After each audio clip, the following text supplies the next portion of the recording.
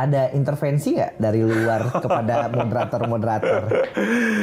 Mereka tuh dikerubungin, benar-benar dikerubungin tim khususnya, jadi dikasih data dan segala sesuatunya, diingatkan mungkin ya, TV atau media penjara, dalam hal ini TVRI begitu, untuk mengajukan nama-nama. Ada beberapa nama-nama, dan termasuk juga senior kalau dibandingin saya gitu.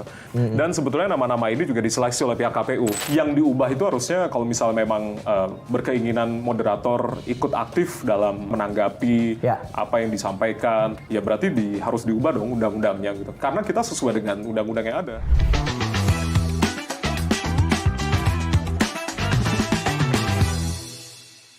Halo sahabat Kompas TV, kembali lagi di program Kode bareng gua Rozi Effendi. Hari ini kayaknya semua masyarakat Indonesia, semua lapisan masyarakat Indonesia kayaknya nggak ada sih yang nggak nonton debat perdana calon presiden pemilu 2024 tanggal 12 Desember yang lalu. Gimana? Sudah cukup memantapkan hati atau bingung gitu ya? Atau malah berpindah ke lain hati? Tapi gue nggak bakal menggugat itu dan bicara soal itu karena gue cuma akan bahas behind the scene-nya hari ini, bagaimana kehebohan di balik layar debat capres. Sudah datang di studio digital Kompas TV, moderatornya langsung gue datengin, Mas Ardianto Wijaya. Halo Mas Ogi, sehat Mas Ogi? Sehat, sebenarnya sehat. Alhamdulillah sehat. Sudah cukup diperbincangkan banyak orang setelah debat capres kemarin. Mulai kerasa sih ya, mulai kerasa. Ada yang pro, ada yang kontra, ada yang kemarin sempat protes di media sosial, tapi nanti kita ngobrol gitu? ya. Gitu. Ya. Oh wow, memang jadi apapun di negara ini kayak serba salah ya. Jadi nggak cuma apresiasi yang kita terima gitu ya. Jadi ada juga sebetulnya, ya udah kita terima semua gitu, masukan, kritik, saran, termasuk juga kemarin juga sempat ada mengingatkan salah satu calon presiden untuk sesuai dengan tracknya gitu. Tapi ternyata ada juga yang pendukung-pendukungnya yang juga mungkin sedikit memberikan masukan ke saya gitu. Tapi ya diterima lah semua. Padahal jadi moderator tuh gak gampang, Gak gampang. Banyak banget yang harus diatur, apalagi yang diatur adalah para kandidat calon presiden dan calon wakil presiden. Mereka bisa aja out of the track gitu kan, di luar waktu yang ditentukan gitu. Tapi sebelum kita ke situ, Mas Ardi, gue mau nanya deh sama lo. Pada awalnya ditunjuk sebagai moderator debat Capres 2024. Ini tahun keberapa lo berkarir sebagai seorang jurnalis? Tahun ke-11. For your information, Mas Ardi Wianto Wijaya adalah jurnalis dari TVRI. TVRI, siap. Aktif ya sekarang ya? Aktif, masih aktif. Ini tahun lo ke? Tahun ke-11. 11 menjadi jurnalis. Di tahun ke-11 jurnalis. Kayaknya puncak tertinggi karir seorang jurnalis tuh jadi debat moderator capres gak sih? Sebetulnya itu kan impian juga dari teman-teman news presenter atau news anchor gitu ya. Tapi untuk ukuran 11 tahun rasanya juga saya masih junior Mas gitu. Kalau dibandingin sama Mbak Val yang sudah mungkin puluhan tahun begitu, 20 tahun lebih begitu berkarir di dunia jurnalistik. Sebenarnya nggak nyangka sih sebetulnya. Karena memang ini adalah salah satu format moderator dengan perpaduan antara senior dan juga junior yang dipilih oleh KPU. Jadi waktu itu saya memang ada hak privilege untuk TV atau media penjara, dalam hal ini TVRI begitu, untuk mengajukan nama-nama. Ada beberapa nama-nama dan termasuk juga senior kalau dibandingin saya gitu. Saya baru berkarir 11 tahun, mungkin ada teman-teman senior yang juga diikutkan gitu, disodorkan namanya. Ini nama-nama begitu. Dan sebetulnya nama-nama ini juga diseleksi oleh pihak KPU. Diseleksi oleh KPU.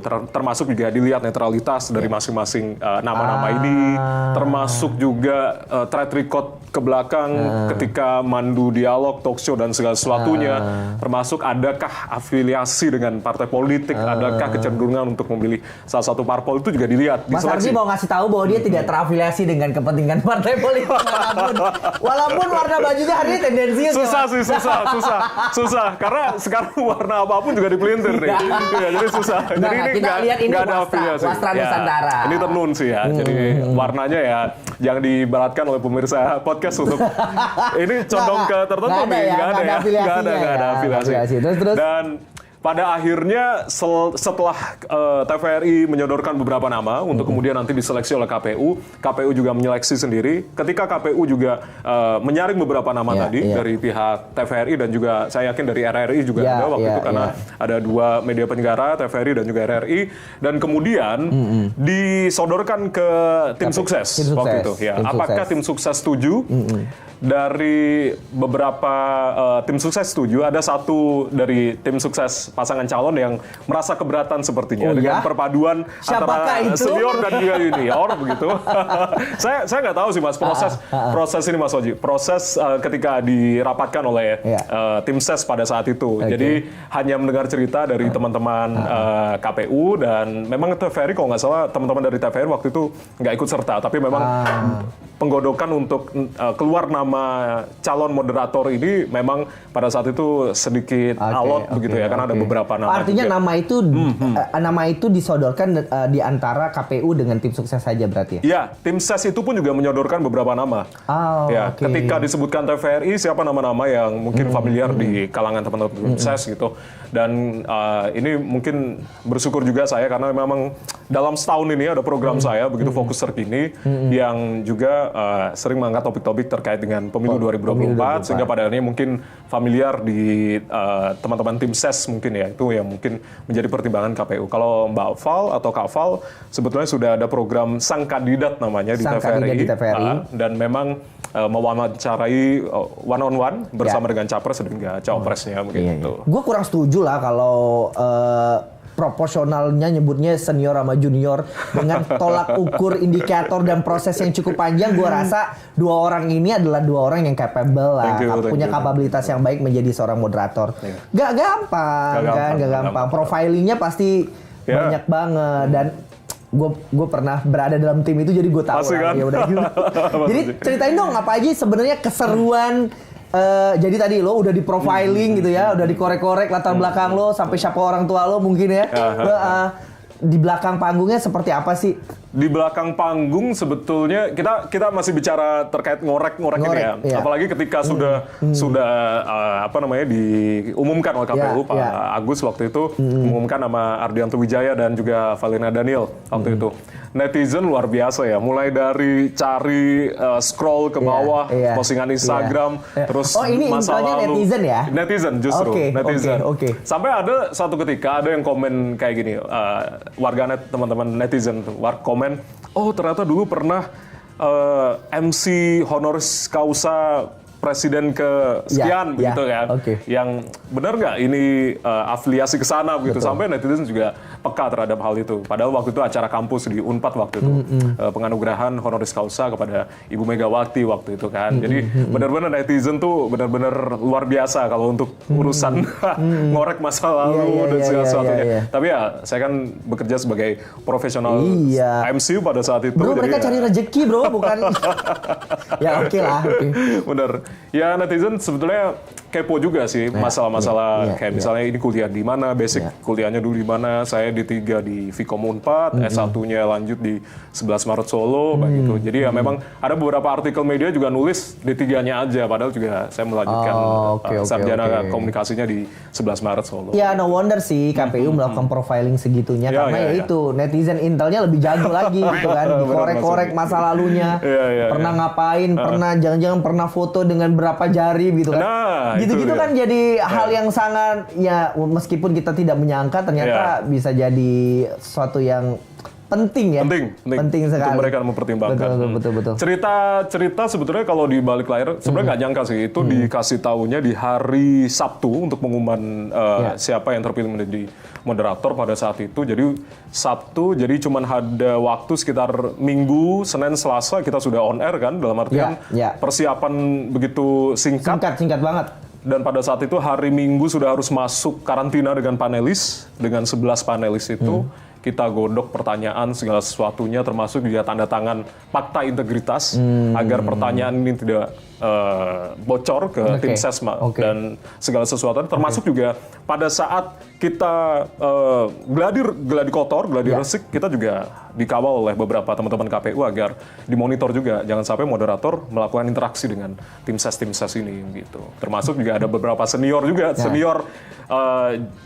jurnalis yang pada saat itu juga mondar-mandir di sekitar KPU, jadi kita cuma nyapa dari jauh, nggak bisa berinteraksi secara langsung karena memang sudah ada tanda tangan. Jadi nggak cuma penganten ya guys dipingit, moderator capres juga dipingit. Dipingit di karantina bener. Bro, tapi by the way, lo berarti terlibat dalam perumusan pertanyaan-pertanyaan yang dibuat oleh panelis? Enggak.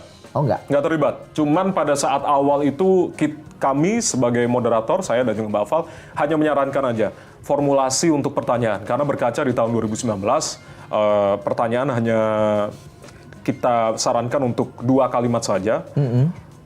Substansi dan juga pertanyaannya. Jadi sebisa mungkin karena waktu itu singkat untuk jalannya debat, jadi moderator itu hanya dikasih waktu untuk menyampaikan pertanyaan sekitar 20 detik saja. Dan di timing kita pada saat latihan bersama dengan panelis, itu di timing. Benar nggak? Ini 20 detik gitu untuk menyampaikan pertanyaan. Sampai sedetail itu. Kita nggak ikut untuk menyusun pertanyaan karena memang itu haknya para panelis gitu ya. Jadi pada saat itu sebelum dan sesudah pertanyaan itu dibuat oleh panelis, kita baru dilibatkan. Gitu, Oke, kalau tidak terlibat dalam panelis, pertanyaan gue, ada intervensi nggak dari luar kepada moderator-moderator? Sebenarnya kalau disampaikan ada sih sebetulnya, ada beberapa. Oke. Bukan intervensi dalam artian intervensi apa ya? Ada beberapa orang yang mencoba untuk kisi-kisinya dong gitu, dari teman-teman menghubungi tim lo CS. secara langsung? Menghubungi secara langsung karena memang kita akrab ya, karena akrab pada saat mereka datang ke program saya pada saat itu, jadi keep contact dan ya ada beberapa yang nanyakan kisi-kisi dong gitu, tapi nggak ada yang sampai tanya kira-kira pertanyaannya apa nih kayak gitu, nggak ada gitu. Cuman yang saya merespon ya sesuai aja dengan subtema dari masing-masing gitu. Saya nggak bisa memberikan apa-apa karena memang saya harus bersikap netral dan tidak memihak dan mencoba untuk bisa apa ya tidak berkomunikasi secara full dengan teman-teman tim ses karena itu masuk dalam, kalau nggak salah ada di Fakta Integritas. Ini saya bacakan. Jadi, ya. Lo tuh menandatangani Fakta Integritas? Fakta Integritas ada, nanti mungkin di insert juga. Tidak melakukan permintaan dan juga perjanjian dalam bentuk apapun, baik langsung ataupun tidak langsung yang bertentangan dengan prinsip-prinsip pemilu jujur dan adil. Tidak akan membocorkan materi, pertanyaan, isu strategis debat pertama kepada siapapun dan pihak manapun. Apabila melanggar pernyataan fakta integritas ini, maka saya bersedia dikenakan sanksi sesuai dengan ketentuan dan peraturan perundang-undangan yang berlaku. Jadi itu salah satu isi dari fakta integritas. Kayaknya gue nggak bakal jadi moderator capres. Berat banget, takut gue, bukan apanya ya. Tanggung jawabnya ya. Jaga profesional bisa aja, cuman tanggung jawabnya. Ya kan kayak tadi si Jaya bilang, karena kita punya networking juga kan, tidak bisa menutup aksesibilitas orang buat menghubungi kita ya. Tapi ya itu kembali lagi kepada masing-masing personalnya, bisa jaga profesionalitas atau tidak. Benar. Tapi lo tahu nggak sih bagaimana persiapan capres menjelang debat perdana ini? Ini kan debat pertama ya? Debat pertama. Kita yakin sih debat pertama pasti mereka akan all out ya untuk mengeluarkan amunisi dan segala sesuatunya begitu. Meskipun mereka juga masih menakar nih sebetulnya. Debat pertama kemarin masih menakar. Nggak terlalu lepas secara keseluruhan, meskipun ya masyarakat mengapresiasi para paslon ini adu argumentasi, saling bertanya hal-hal, membuka dosa-dosa lama begitu kan, dosa-dosa lama dalam artiannya. Jujur lu shock nggak dengan statement-statement seperti itu? Kita saling pandang sih, aku dengan Mbak Val tuh sampai kayak aku gitu. Ya, karena kita kan gini, suasana itu beda karena kita yang membacakan pertanyaan, otomatis para capres ini adalah melihat mata saya dan juga mata Mbak Val. Betul. Pada saat menjawab pertanyaan begitu Mas Oji. Itu yang juga menjadi ketika mereka memaparkan visi misi, bertanya, argumentasi dan menjawab pertanyaan begitu. Kita kan nggak bisa ngeiyain, nggak bisa geleng-geleng dan segala sesuatunya. Ya udah pasang wajah agak serem kayak gitu dan agak cool gitu. Jadi ya kita nggak bisa juga mengiyakan segala sesuatunya, tapi dalam hati juga, waduh, kita dipandang nih sama bapak-bapak calon presiden ketiga-tiganya begitu ya. Agak intimidating ya gitu. Jadi ya kita harus bersikap netral lah dalam segala sesuatunya. Termasuk balik lagi ke pertanyaan tadi. Kalau bicara terkait dengan persiapan, jadi pada saat kombrik nih mereka ini digiring oleh tim khususnya masing-masing ke salah satu tempat VIP. Memang dibedakan 1, 2, 3 gitu. Oh itu terpisah? Terpisah. Pada saat kombrik sekitar 6 menit itu mereka selalu digiring ke sana. Tapi ada beberapa segmen pada saat segmen-segmen tertentu mereka tidak digiring secara langsung ke sana, tapi mereka dikerubung begitu. Terbayanglah suasananya pada saat itu. Jadi mereka tuh dikerubungin, benar-benar dikerubungin tim khususnya. Jadi dikasih data dan segala sesuatunya, diingatkan mungkin ya. Saya yakin sih mereka udah persiapan latihan dan segala sesuatunya.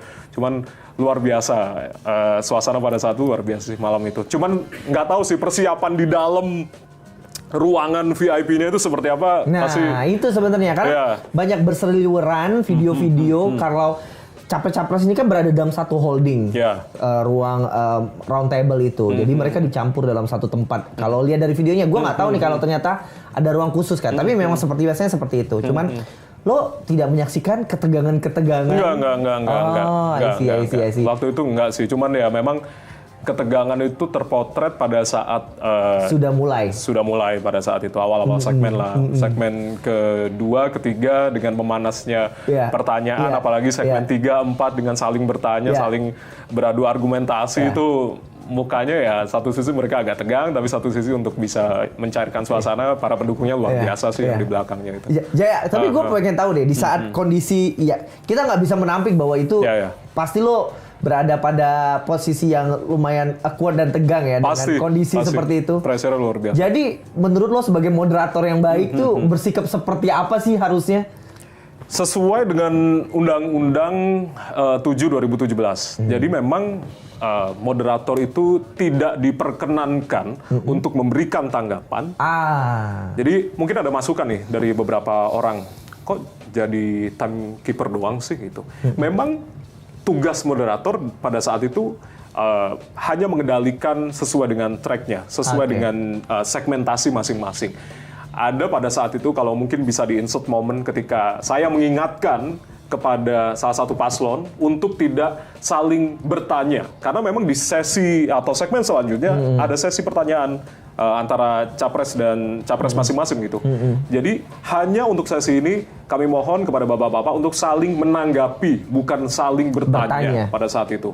Sempat ada komentar yang masuk netizen, Mas nggak boleh gitu dong, ini kan memang debat jadi ya natural. Iya memang natural gitu, tapi jangan sampai dibiarkan pertanyaan-pertanyaan terbuka itu ada di segmen saling menanggapi. Karena itu sesuai dengan aturan yang dibuat sama PKPU ya? Iya, sesuai dengan rundown yang sudah ada, format yang sudah ada. Memang pada saat itu diizinkan untuk para capres-capres ini hanya untuk menanggapi, bukan untuk saling bertanya. Saling bertanya ada di segmen kalau nggak salah 4-5 itu saling bertanya antar capres, nanti ada kok gitu. Jadi jangan sampai ketika saling menanggapi yang harusnya kita juga butuh pemikiran ide argumentasi yang genuine dari masing-masing capres gitu, tapi malah digunakan sebagai kesempatan untuk pertanyaan terbuka gitu. Itu yang kemarin pada saat ini kita nyambung nih gue, karena banyak banget komentar netizen bilang ini debat kok monoton banget gitu. Terus lo sebagai moderator hanya jadi timekeeper, terus apa namanya tidak ada sanggahan atau lain-lain. Menurut lo personal, seru nggak sih debat kemarin atau menurut lo betul adanya monoton gitu? Ya kalau misalnya kita berkaca di debat-debat Amerika Serikat lah intinya ya, kalau kita bandingin lah sebetulnya.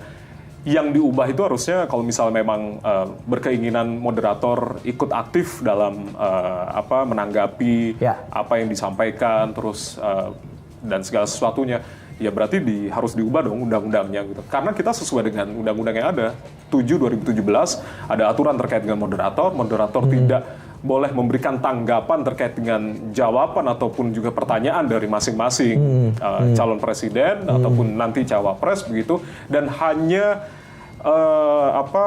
bertugas sebagai mengendalikan acara sesuai dengan tracknya begitu. Kalau misalnya memang ada harapan dari masyarakat, berarti ya memang itu masukan ke KPU begitu untuk kemudian nantinya direview kembali undang-undangnya seperti apa. Karena selama ini ya memang kita sebagai moderator hanya sebagai salah satunya bertugas sebagai timekeeper dan juga mengendalikan agar sesuai dengan tracknya, sesuai dengan jalurnya. Kita pada saat itu gini, Mas Oji, ada kesempatan pada saat ada beberapa capres begitu, mereka saling bertanya tidak sesuai dengan subtopik yang diangkat pada saat debat pertama.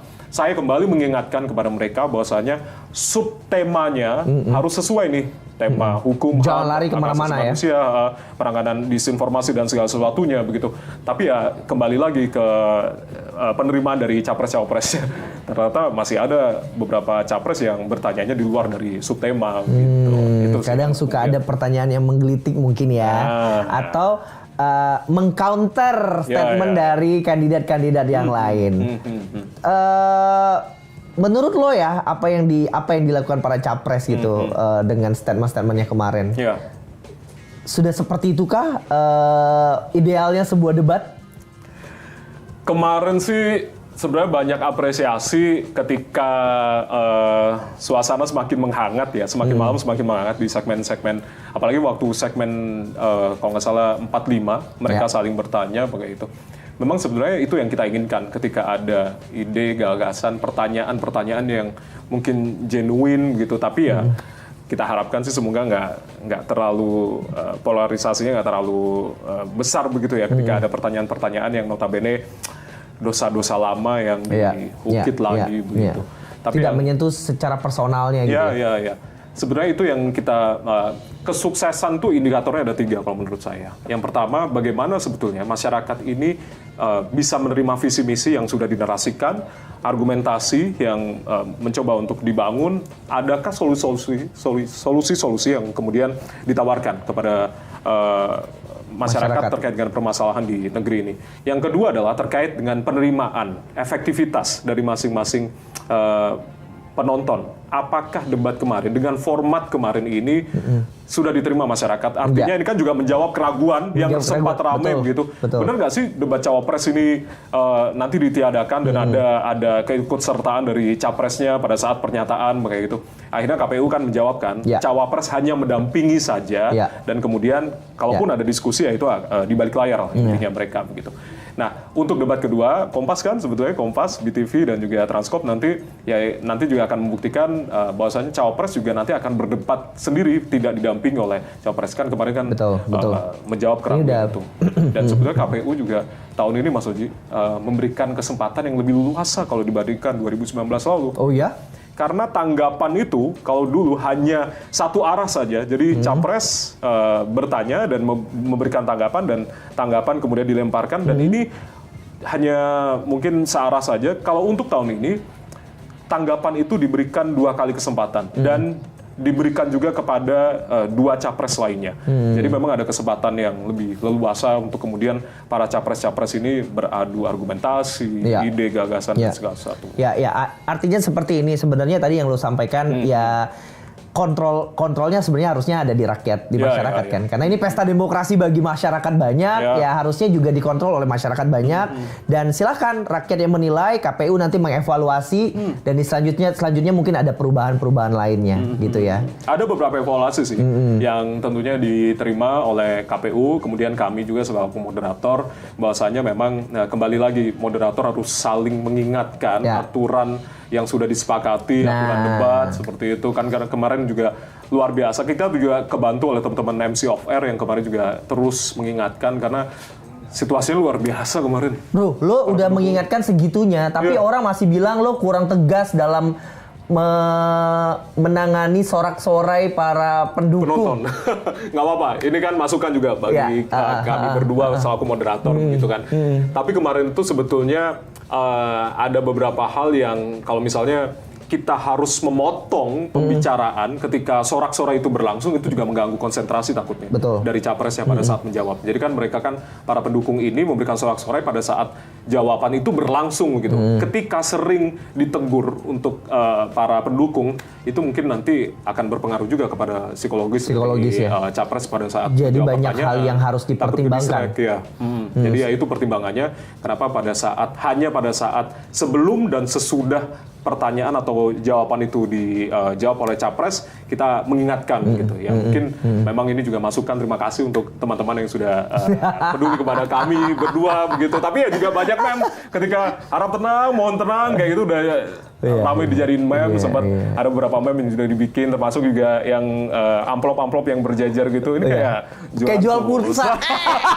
Baru sadar juga. Kayak jual pulsa, kayak counter. Gue juga baru, juga ya. Itu gitu. masukan juga untuk KPU, untuk kemudian nanti bagaimana memformulasikan. Dan baru kali ini, para panelis itu diikut sertakan untuk mengambil undian dari subtema dan juga pertanyaan.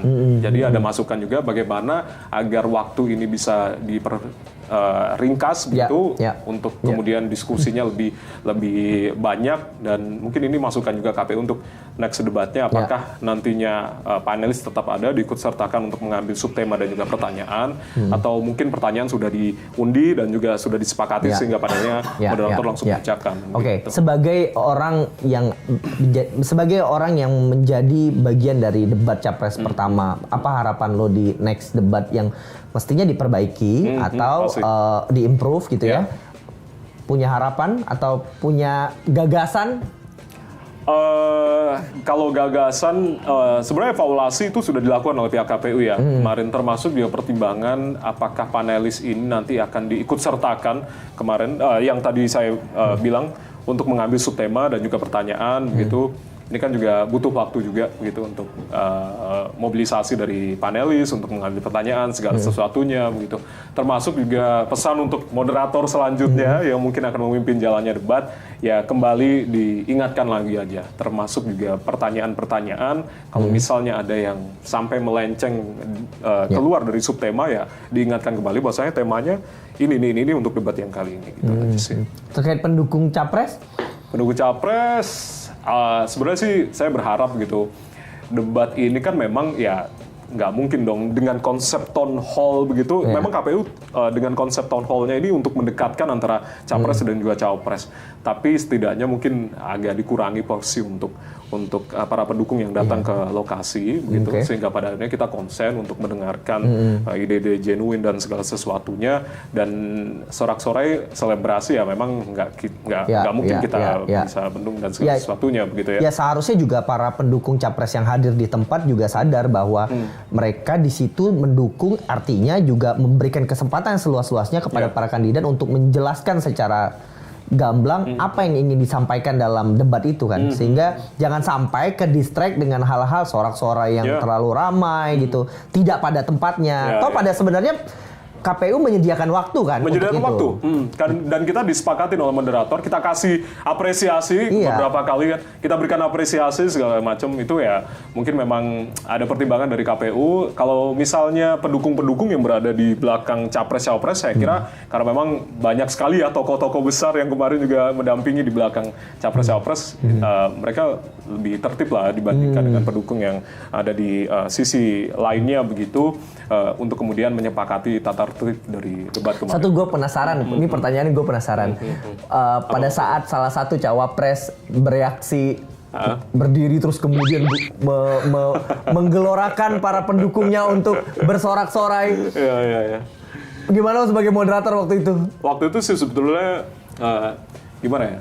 Kita juga serba salah ya kalau mengingatkan tapi ini bukan bagian dari pendukung, tapi juga bagian dari cawapres. Pada akhirnya kan meskipun KPU memberikan teguran gitu kan ke salah satu cawapres begitu. Tapi ya itu tadi kita harus disepakati peran moderator apakah juga bisa menegur calon wakil presidennya ketika melakukan selebrasi itu atau segala sesuatunya. Untuk next debat selanjutnya itu juga harus diperjelas. Apakah ketika ada keadaan seperti itu kita juga harus improvisasi dong dengan keadaan-keadaan yang kita nggak tahu lah seperti apa gitu Mas untuk hari-hanya.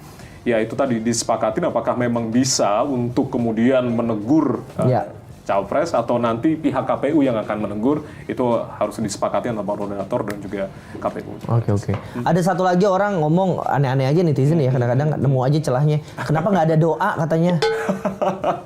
Ada kok. Ada ya? Di awal nggak sih? Ada doa. Iya di awal sebelum debat itu dimulai kan? Sebelum debat dimulai. Ada doa, ada dipimpin langsung oleh. Makanya dia nonton dari awal loh. Dipimpin langsung Pak Ketua kan waktu itu. Mas Oji. Jadi ada doa, tapi memang doa itu seperti menghentikan cipta dalam artian dikasih kesempatan kemudian untuk berdoa bersama-sama dalam hati. Tidak kemudian pernyataan doanya itu disampaikan kepada hadirin dan juga para penonton.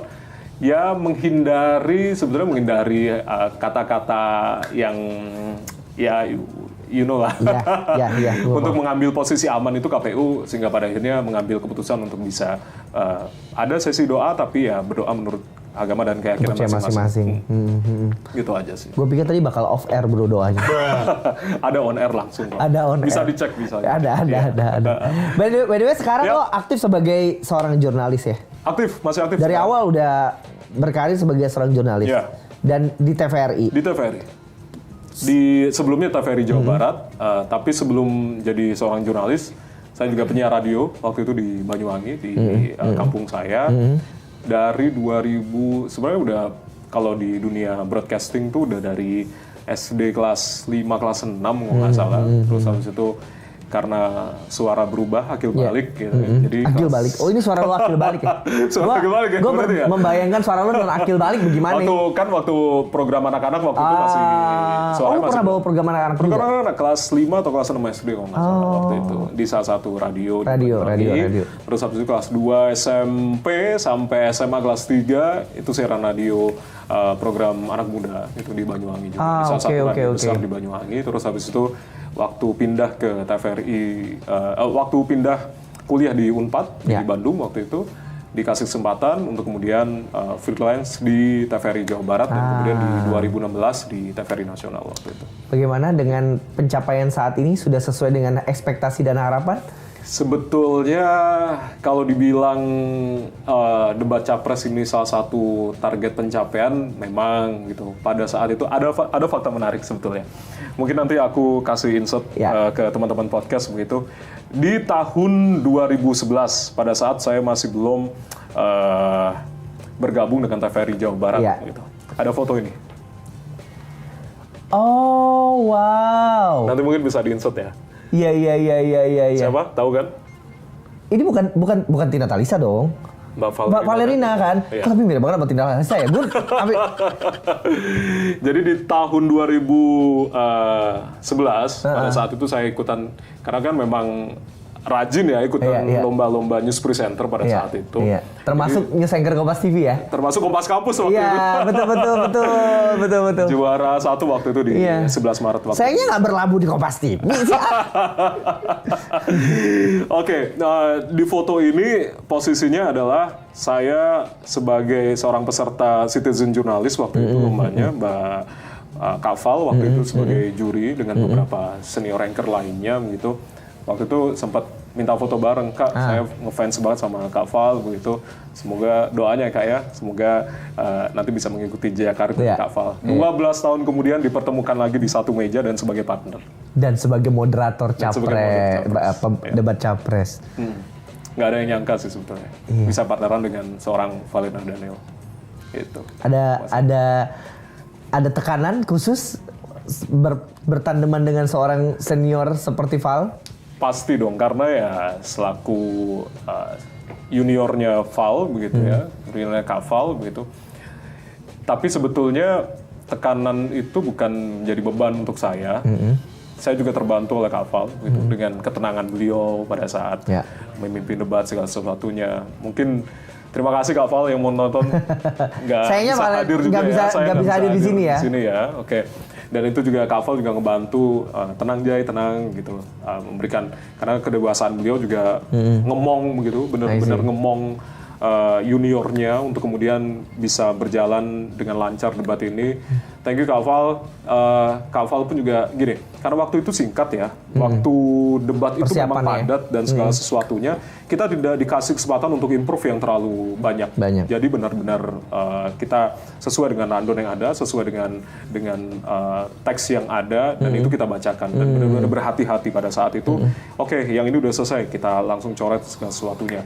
Kak Val benar-benar mengingatkan kembali, Jai, ini habis ini nih ya, ini habis ini nih. Pada saat di meja moderator tuh luar biasa sih peran dari seorang partner saya yang satu ini gitu. Luar biasa. Ya. Kenapa? Umurnya beda berapa tahun? Kak Val sekarang kelahiran 7 berapa ya waktu? 78 kok nggak salah ya? Lumayan senior ya? Lumayan senior Kak Val. Saya 93. Gue cuma bilang senior ya Kapal, maaf ya. Gitu. Dan saya 93 gitu. Jadi sepanjang perjalanan lo berkarir sebagai seorang jurnalis, ada pengalaman yang paling menegangkan dan bikin stres? Atau debat capres ini sudah bikin stres? Di antara beberapa kali penugasan, kayak penugasan di istana waktu 17-an segala sesuatunya, mungkin ini yang paling luar biasa, pressure dan nervousnya, kaki seolah nggak napak ke bumi gitu, jadi kayak melayang kayak kemarin tuh bener-bener susah untuk ngomong, untuk segala sesuatunya, paham lah. Untuk seorang Jaya yang udah 11 tahun aja masih grogi guys, jadi jangan heran kalau orang masih nervous ya nggak? Semua orang pasti mengalami masa nervousnya masing-masing. Jadi jangan malu lah kalau disuruh ngomong depan umum tapi masih nervous ya kan? Oke, lo mau kasih tips bagi para junior lo di jurnalis misalnya gitu? Tipsnya sih konsisten sih. Kalau misalnya teman-teman ingin bergabung ke dunia jurnalistik, ya konsisten untuk terus belajar. Saya pun juga nggak puas dengan pencapaian apa yang sudah diraih oleh saya selama ini. Itu Mas Oji, tetap belajar dan doa orang tua sih sebetulnya yang mengantarkan ini semua. By the way gue belum tanya. Keluarga lo gimana setelah tahu lo jadi setelah lo tahu jadi moderator? Nonton bareng nggak tuh di kampung? Enggak nonton ya. Cuman memang rame karena selama ini ya teman-teman ataupun juga khususnya warga Banyuwangi nggak tahu kalau misalnya saya berkarir di TVRI begitu, nggak tahu kalau misalnya saya asli Banyuwangi bahkan. Oke. Jadi sempet orang tua didatangi oleh beberapa media lokal di sana untuk kemudian diinterview segala sesuatunya gitu.